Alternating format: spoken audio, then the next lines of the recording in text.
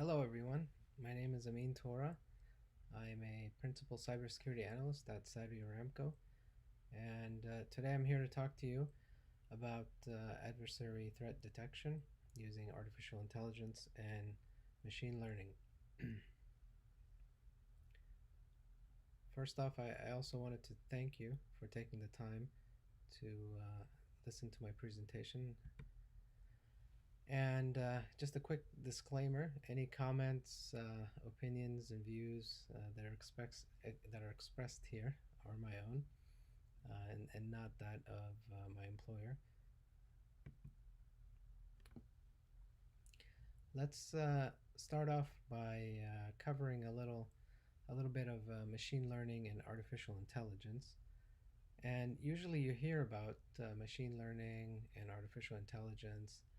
And sometimes people, they tend to get slightly confused or don't necessarily know the exact boundaries or differences between AI in general and machine learning. So I wanted to cover a little bit of what is actually artificial intelligence. So if you look here in the purple section, we have artificial intelligence in terms of general artificial intelligence. It's a way of trying to mimic or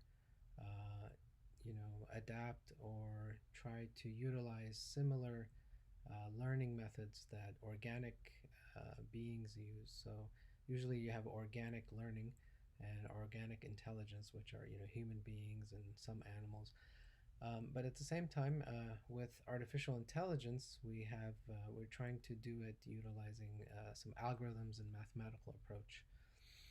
Within artificial intelligence is a subfield of machine learning, and within that we have representational learning and deep learning.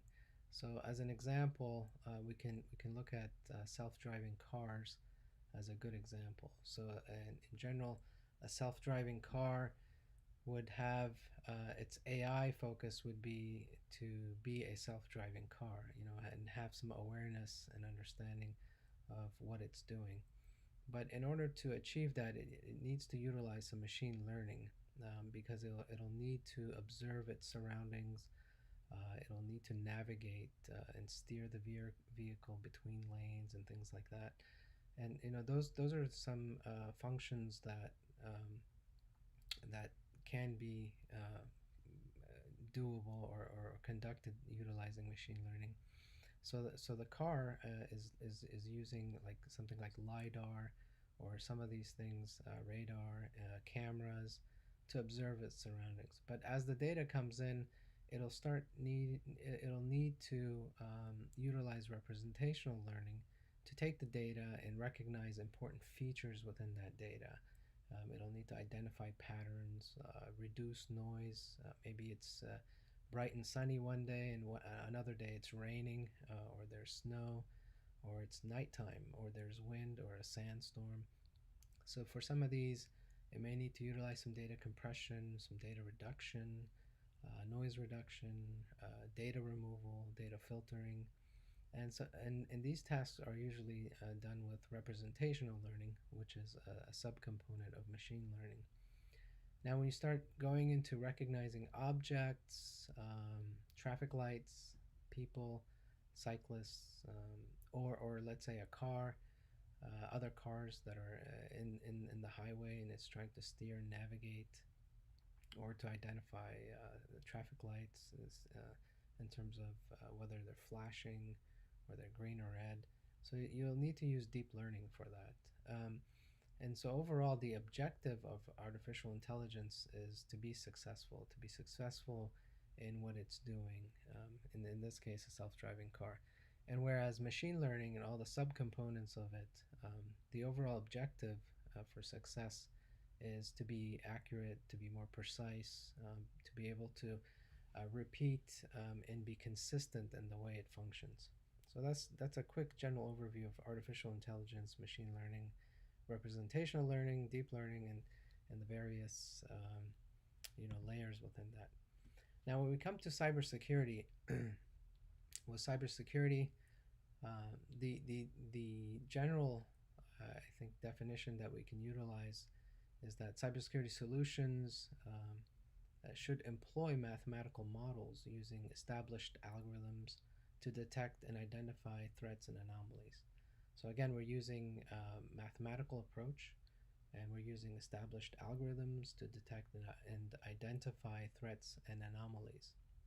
So in this example, we could have a domain, let's say good.com. We convert it into ASCII values, or you might have evil.com. And as you convert these to ASCII values, you get some numbers. And in this case, we're using a deep learning network. So you place these values into the neural network and teach it to classify it as good or bad. And in between, we use different mathematical functions and algorithms to come up with a way of identifying what's good or bad. In terms of this, we would initially train the model, and then the model would have to have a certain structure, a certain number of hyperparameters, values, and from this, after the training is completed, the model should be able to identify what's good and bad to a certain probability level. So it won't always be 100% certain, and it can never almost be 100% certain, but it'll use mathematical statistical approach to do that. Now the question is why do we need machine learning? So in the general space of things, or this in cybersecurity, we have unknowns and we have knowns. And the approach that we've had in the past decades, for a long time actually, has been to utilize what we know against the adversaries. So, and from these attacks, we develop signatures, we make some algorithms that utilize heuristics, dynamic analysis. We'll analyze malware and look at the malware and see what are the resulting actions. We will use static analysis, and for the most part, these are all what we would call known knowns. So something that we are aware of and we have an understanding of. And after analysis, that's what happens. You become aware of it and you understand it. And in some cases, you also have in the green circle here the known unknowns. You may be aware of something, but you may not fully understand it. But the unknowns is very large. So in the consequence of the existential part of being a part of this universe, we have many unknowns. So human beings, we don't always have full knowledge of anything, and it's almost impossible to achieve, or I should say impossible to achieve knowledge of everything that are there. But a lot of these unknowns, you can classify as known unknowns, where we are aware of something but we don't have an understanding, or we don't have awareness of something but we have an understanding, or the unknown unknowns, which we have no awareness and no understanding of. And this is a difficult problem to approach, and this is why in almost not only in cybersecurity but in a lot of fields as human beings, we have to find the right balance in order to be successful in our objective. Now, in cybersecurity, we are always wrangling with the unknowns, I would say. And wrangling with the unknowns is dealing with the unknowns. So usually, in the last few decades, the definition of a competent cybersecurity team has been a team that has a good understanding of the cybersecurity rules and cybersecurity approaches in terms of the applications and systems that they're protecting. They have good awareness, they have good cyber threat intelligence. They're actually capable of implementing it and operationalizing everything. And you have a good layer of security stacks, good layers within your security stack. And those would be firewalls, IDS systems, IPS, EDR, all these famous buzzwords that we hear in the industry. But overall, this is a traditional approach. Now, in the areas where you have awareness, but you may not have understanding, So in order for that, you need to increase in the awareness side on the right. If you look at the known unknowns, you would need to increase understanding. So you need to increase knowledge, you need to increase capabilities, and be able to operationally implement. On the left side, if you have a good understanding of something but you don't have awareness, that's where you would need to increase awareness. So you need more situational awareness from a cybersecurity aspect, be able to tell what the adversaries are doing, um, what are their threats, tactics, procedures, and looking at how you can operationally improve understanding and implement that within that. So when you combine the awareness and understanding together, you have the known knowns. So usually a competent cybersecurity team will be able to defend utilizing the known knowns. Now the problem is that the adversaries who are attacking you, they will use the unknown unknowns or any of the other unknowns within within that realm of the unknowns, where your team may not have understanding or awareness of it, and therefore, when the attack happens, they're more successful in compromising, attacking your systems or your infrastructure, and they're able to compromise and do their malicious objectives. Now, in order to detect some of these unknowns, you would need to use AI machine learning, and the usual approaches within that are classification, regression, clustering. So these are the general approaches, and this is what cyber teams, overall, were wrangling with the unknowns. And in order to make it more effective, be more effective, you would need to use AI machine learning. So the idea is that you would have to find unknown unknowns statistically, and using probability and statistics at the end of the day, after all of the machine learning and AI or machine learning algorithms. And what happens is you would detect something that's out of the norm. So either through anomaly detection, that would be something that's out of the norm, that sticks out from the usual patterns, usual behavior patterns, or something that lies outside of the normal data set that you would say, or something that closely resembles or matches probability wise, and a higher probability, something that is known to be malicious. So then you would use a classification approach utilizing supervised learning. But the general idea, again, is to find the anomaly. And once you have the anomaly, you take that and you put it in and to operationalize it in terms of security operations team, intelligence team. And this would generate an incident, or generally just an event or a ticket where it would get analyzed. And once it's analyzed, and you've seen it, you have knowledge of it, you have awareness of it, then you can classify it as something that's been detected and mitigated. And then you take that attack or that approach or that tactic or that exploit becomes something that's detected and mitigated. Now, in order to do this, in order to operationalize cybersecurity, there are many aspects to this, and a lot of corporations are having or struggling with some of this. So, in order to do this, you would need a focused cybersecurity-based AI machine learning team, and for this, they need to develop use cases. And to develop use cases, you need to have a good understanding of the environment. You need to know your gaps, and you start collecting event information through logs and through other available detection,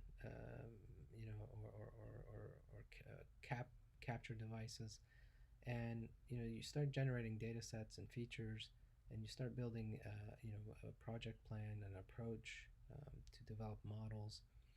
And of course you would need some form of a platform, and the platform, it would need to take these use cases and operationalize them using AI ML.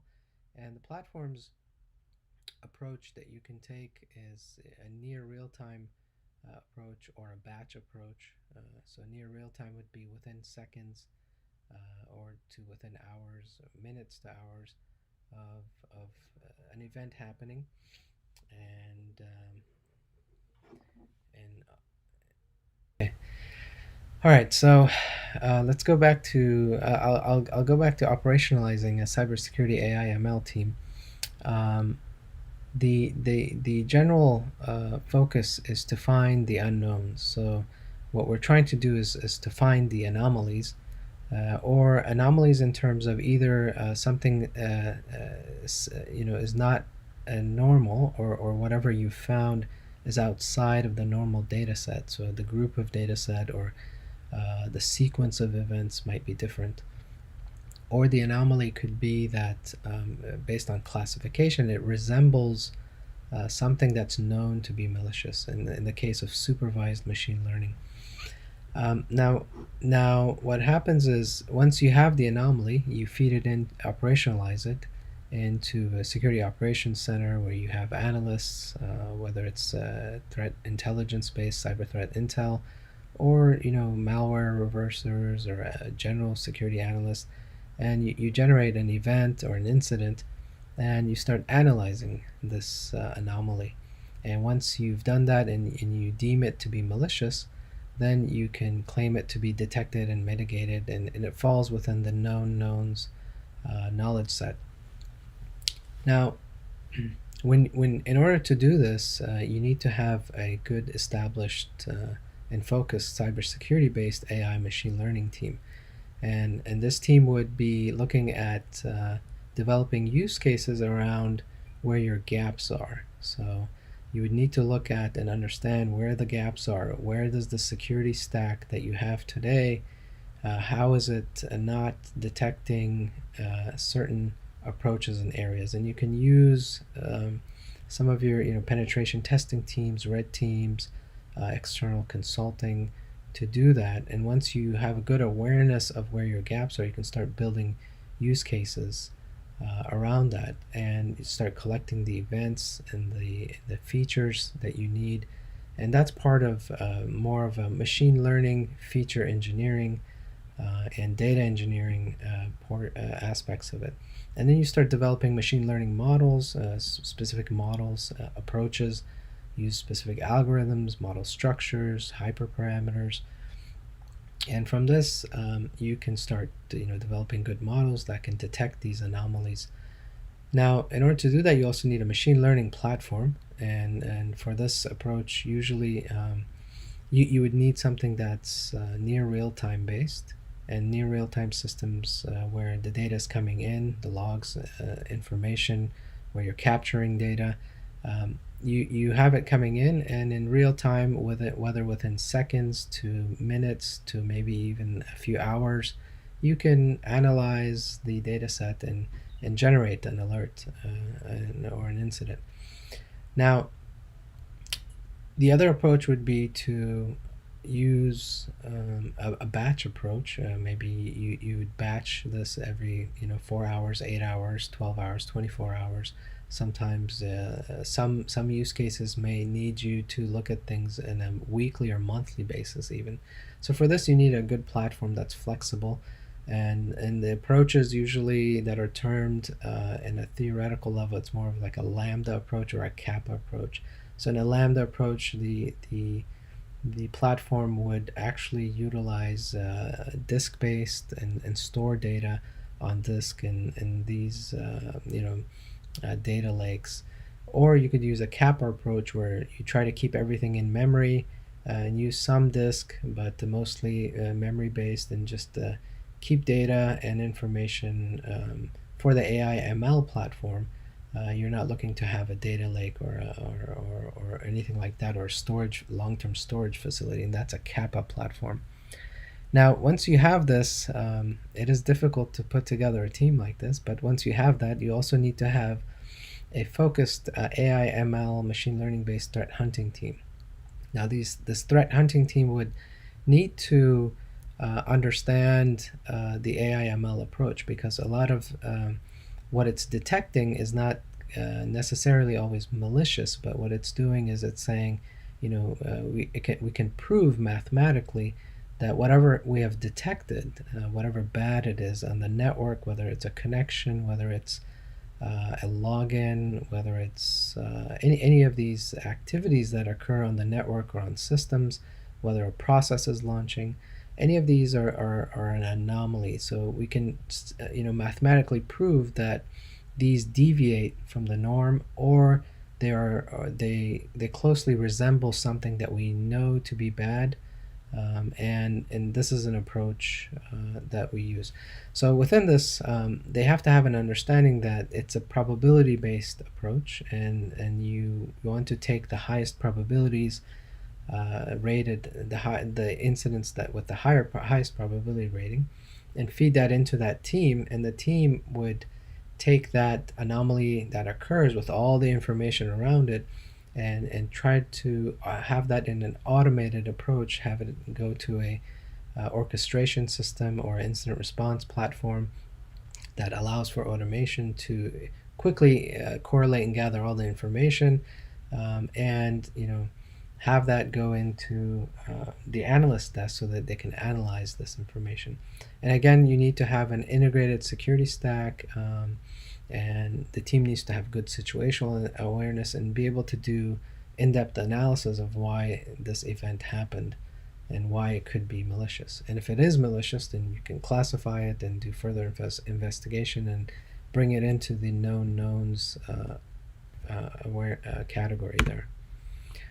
All right, so now as far as commercial solutions, you might be asking, why not just buy some AI ML solutions and utilize them, whether network-based, host-based. And it is true that there are commercial solutions out there, and some are very effective, and they are good at finding things, and sometimes they're not very good also. So the same way with the AI commercial solutions, what happens is sometimes the commercial vendors will use a closed approach, where the models, you don't have a good awareness, or you can't go into the model and see how the model is made, what the model is doing, its structure, how is it trained, and you also have what's called model drift or model decay. And what happens over time is models they have a life cycle, and over time they can age and change, and they may not be as effective anymore based on what's going on around in the context of your data set, of your environment, and also in the context of the adversaries and what they're doing. So you may have certain areas where your gaps are in the unknowns, and the commercial solutions will try to cover them. So if you look at the bottom there, where I've labeled your gaps, those gaps are not static, they're volatile, they're always changing, they're dynamic, and the adversaries will utilize different forms of attack, and those areas in your gaps can move and change over time depending on what's going on in your environment. Now, and the commercial solutions are more targeted towards specific types of attacks, or they try to approach it in a more general way, and that's why they may only cover you partially. In the case of commercial solutions, also where they have a closed model approach, they'll look at an attack, they'll build the model, and the model that they've built will be statistically relevant to the data set that they had at the time. And then they'll deploy the model in your environment, and then it has to train. But what happens is, even though if it's training in your environment, the approach, based on the data set, the approach that they use, the structure of the model, these can also have an effect on how effective that model can be, and the other numerous variables that are around that. And this is why you might find that you'll deploy like a AI solution on a WAF or an IDS system, or network based or host based, and it may not always be as effective, and it will miss things. But at the same time, we still need to leverage commercial solutions as much as we can based on our resources to be able to be effective against the adversaries. The other reason where sometimes the commercial solutions are not successful, or an organizations may not be successful in terms of deploying these solutions, is because they don't actually operationalize machine learning into their traditional operations. So in order to be successful, you have to operationalize AI ML into the teams. So the security operations analysts, the cyber threat intelligence, forensics, all of these teams have to come together and start thinking more of in a probability statistics way of what machine learning is actually providing them. That it's not using known knowns to every time it detects something doesn't mean it's malicious. Again, it's we're taking more of an anomaly approach, and sometimes the commercial vendor solutions, they don't have the full understanding of your gaps, of your needs, and overall, your traditional team may not be ready to actually deploy AI/ML. So again, overall, the adversaries will utilize whatever they can to bypass whatever understanding and awareness you have in order to be successful in compromising your system. So the question is, how can we get there? We need a good balance of internal teams and utilizing whatever resources you have as far as people, and you need to improve overall initially the traditional cyber team.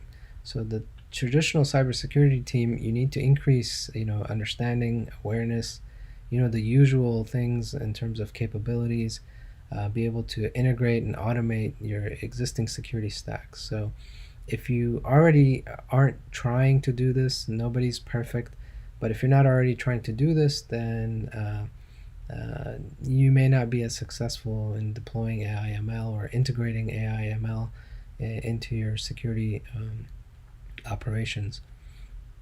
The next area that you should focus on is also cyber threat intelligence, where you have to increase awareness of who's attacking you, what are their tactics, procedures, threats, what tools they're using, and overall be able to operationalize that intelligence into defending against the adversaries.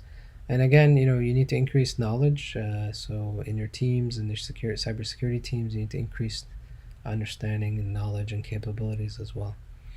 And once you're there, or in parallel, you also have to identify your gaps. So what are the limitations of your security stack? You should use your red teams, your penetration testing, consulting, any of these options that you have to analyze your existing systems and your security stack to see where the bypasses are, where the holes are, or where you're not, where you don't have visibility and capability. Look at the limitations of your existing cybersecurity team, and of course, increase awareness, understanding, operational capability. And again, know your adversaries. A lot of times we lose focus and try to cover everything. And in order to be effective and resourceful, we also have to focus on, who's attacking you and who are the adversaries, and focus on the actual threats and not any of the other types of threats. So if we look at the adversary, the good thing is that the adversaries have established patterns and behaviors. And what that means is that whether you're on the defensive side or on the offensive side, so you're defending and the adversaries are coming against you, we're, in a sense, we're all in the same boat. We're in the same problem set. We're in the same dilemma, because we're at the end, we're all human beings, and human beings, being human beings, we have behavior patterns. So we'll have established patterns, whether the adversary changes their teams, they learn something, change tactics. they're still going to have certain behavior patterns. And we can leverage on the defensive side, we can leverage those behavior patterns, and then you can utilize that in machine learning to be able to identify the unknowns that you may not be aware of and you may not have understanding of, these specific approaches or attacks that could be that are occurring or that could be in the horizon that are going to come. So that's why you try to focus on the actual threats, and actual threats being where the adversary has the capability, they have the intent, of course, and they have the opportunity to actually perform an attack.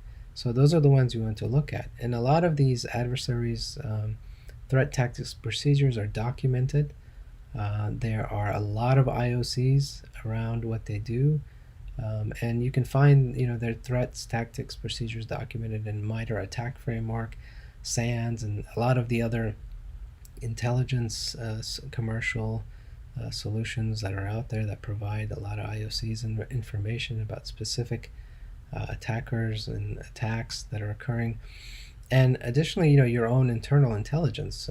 You're receiving phishing emails and attachments and probing, scanning. A lot of these information is within you. You hold sometimes internal teams.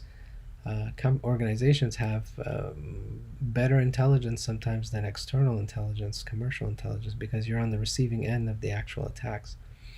And know your gaps, and establish good use cases and look for use cases around where the gaps may be in terms of phishing, browsing, network-based DNS, HTTPS, credential-based use cases. Try to find behavior anomalies in VPN connections, and this is how you can start identifying lateral movement, command and control communications. But one other thing is that AI and machine learning can be used to reduce false positives and false positive filtering, so that you can actually help alleviate a lot of the noise that's coming in. So even if you develop models, they generate a lot of alerts or data, you can actually use AI ML again to filter some of that. So you can have layers of AI ML that provide some false positive filtering onto the traditional security stack data alerts, as well as the AI ML based solutions. And overall, you collect this data about the adversaries and behavior patterns, and you implement. So overall, as human beings, whether in the offensive side or the defensive side, we can only generate so much entropy, because we are not as stochastic in nature as some other things are in this universe that we're in. So in that sense, we have some advantage as defenders as well. So closing thoughts. Cyber AI and machine learning operations team, it's more of a DevOps style team that you need to put together. And the team, they would have to have a good understanding of computer science, mathematics, and of course theoretical in terms of mathematics, probability statistics, and linear algebra and those things, but also be able to implement and make it practical. Actual have the AI machine learning based approach implemented with hands-on, which means you take the data, be able to take the data sets, be creative in the way you extract features from them, and do a lot of the data engineering and feature engineering, and then take the approach of deploying the AI ML models, training them, testing them, deploying them, but also cover the full life cycle of the machine learning models, because once you've trained the model, you might need to train it hourly, or sometimes models need to be trained weekly, and they'll need to be retrained monthly or yearly. And that all requires some monitoring and being able to make it effective. So again, AI ML is not a silver bullet solution, and again, it has to follow the rules of everything else in terms of knowns and unknowns and entropy and the general nature of everything else in almost any vertical that where we're trying to solve these problems. Now, in terms of the machine learning platform, you would need a good platform. It needs to be it's CPU memory intensive in some cases, especially for training with machine learning platforms. And you can do batch or near real time depending on your requirements and use cases. And you can use Lambda approach on the platform where you actually store data and have data lakes and keep data long term. Or if you're just going to do it short term, you can do kappa based where it's only in memory. And try to find a general balance between them, or you could try to approach it in a multi-way, or you can, if you can, use the cloud. There's cloud platforms that provide these AI ML solutions as well. There's Google Cloud, Microsoft Azure, and Amazon. They provide these cloud-based solutions or internal clouds within countries. And overall, you need to operationalize cybersecurity, AI, and ML in terms of the whole team needs to have an understanding of this approach, where it's not antivirus where it'll detect a signature and give you an alert, and that's usually bad, or some other solution where it will analyze and do dynamic analysis and tell you, hey, this is bad. Where the AI ML will give you a probability, where something is malicious or not, but more of not that it is malicious or not, but more of whether how much it is close to something or it deviates from something, and then you still need analysts to take a look at that and classify the maliciousness of what it has detected. But in order for this to be successful, you need an integrated security stack. So your existing security solutions, your firewalls, IDS, all of these need to be integrated. You need to have everything coming in centrally. You need to have incident response platform where you're operationalizing all this.